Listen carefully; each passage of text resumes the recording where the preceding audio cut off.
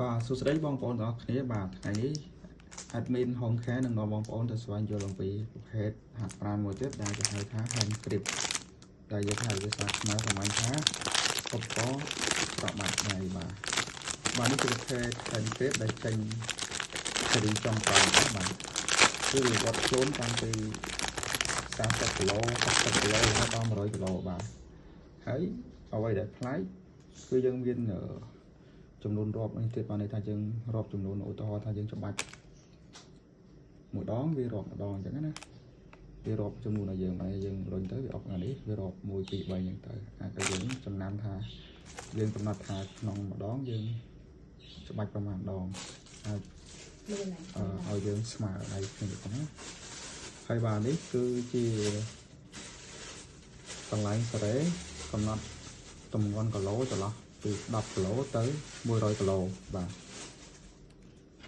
ហើយវាធ្វើពីគុណភាពជ័រដែលមានគុណភាពល្អបងប្អូនអាចច្បាច់ទៅបាទ1 5ហ្នឹងបាទលោតនេះ5ហ្នឹងបាទ7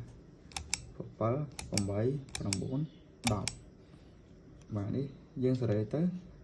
អ្នកដែលចាប់ដើមដំបូងយើងអាចសារ៉េដាក់គីឡូស្រាលទៅត្រឹម10គីឡូតបមកយើងច្បាច់រៀងរាល់ថ្ងៃមានន័យថាកម្លាំងយើងកាន់តែខ្លាំងយើងស្រែវាទៅកាន់តែខ្ពស់បាទគឺទំនើបមែនតើអូ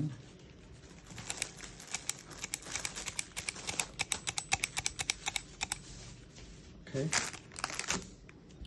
ហើយបងប្អូនដែលចង់បានឧបករណ៍នេះគឺតាក់ទងទៅ page home care បាទចូលមកបាទនេះ